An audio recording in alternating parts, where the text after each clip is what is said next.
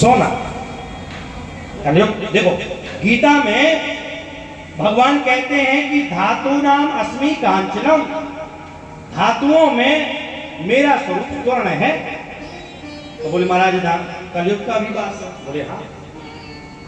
बोले जो चोरी हिंसा के द्वारा कमाया गया सोना है उसमें कलयुग का वास, और जो मेहनत से कमाया हुआ धन है उसमें भगवान का। इसीलिए तो हिरण्यगर्भः कहा जाता है। भाई हम जो भी कमाएं तो भगवान को अर्पण कर दें तो उसमें दोष हट जाता है। तुम्हीं निवेदित, तुम्हीं निवेदित भोजन करहि, तुम्हीं निवेदित भोजन करहि, तुम्हीं निवेदित भोजन करहि, तुम्हीं निवेदित भोजन करहि। रघुवे प्रसाद पर भूषण धरहि।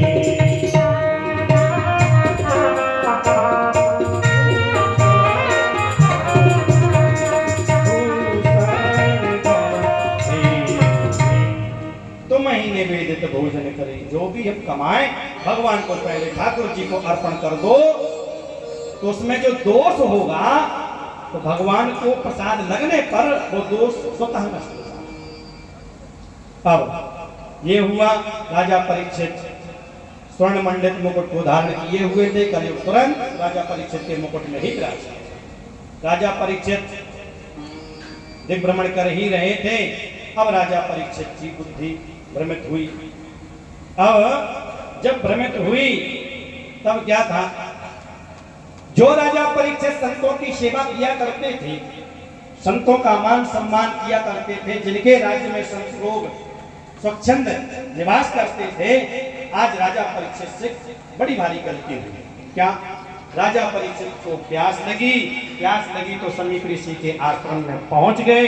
वहां जाकर के समीप ऋषि को ध्यान अवस्था में देखा। राजा परीक्षित ने बार बार याचना की, आवाज लगाई, लेकिन समीप ऋषि जी ध्यान मग्न थे, सुन नहीं पाए। तो इसने में क्या हुआ, राजा परीक्षित को क्रोध आ गया और वहीं पर मरा हुआ एक सर्प था, अपनी धनुष की कोटी से उठा करके महाराज जी समीप ऋषि के गले में डाल दिया। ऐसा अपराध राजा परीक्षित से हो गया। एक संत का अपराध ये हुआ।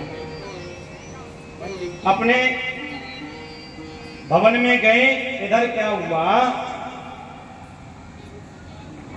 ये समाचार जैसे ही समीप ऋषि के पुत्र श्रृंगी ऋषि को ज्ञात हुआ, पता चला, उन्होंने तुरंत ही कौशिकी नदी का जल लिया, वहां स्नान कर रहे थे, जल लिया और श्राप दे दिया राजा परीक्षित को।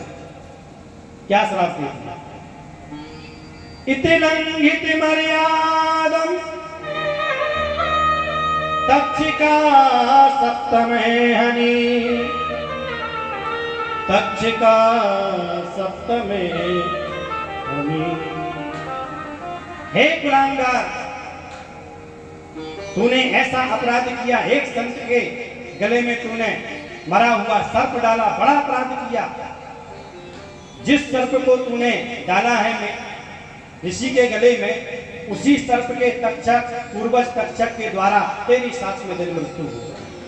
वाक वज्रम ससर्जहार, वाणी रूपी बाण चला दिया और दौड़े दौड़े आए अपने पिताजी के गले से लिपट गए, मुक्त कंठ होकर के रोने लगे। समीप ऋषि की समाधि टूटी। बेटा क्या हुआ? सारा समाचार प्राप्त हुआ। बोले बेटा तुमने बड़ा अपराध किया, तुमने ऐसे संत के लिए अपराध किया है, जिनके तुमने ऐसे राजा परीक्षित के लिए तुमने श्राप दिया है कि जिनके द्वारा, जिनसे रक्षित हम लोग आज सुरक्षित हैं। बड़ा अपराध। फिर भी राजा परीक्षित को सूचना दी गई। सूचना मिलते ही साथ इसके पहले राजा परीक्षित ने जैसे ही मुकुट को उतारा, सारी स्थिति ज्ञात हुई। राम राम, हमसे बड़ा बड़ा भारी अपराध हुआ, एक संत का अपराध हुआ हमसे।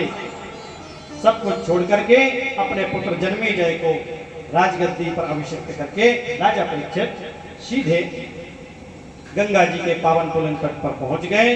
और वहां जाकर के जैसे ही ऋषि मुनियों को पता चला, भृगु वशिष्ठ गौतमो मेधात देवल देवरातो, सभी से पूछ रहे हैं कि अंतिम समय में मरने वाले व्यक्ति के लिए क्या करना चाहिए, क्या उपाय है।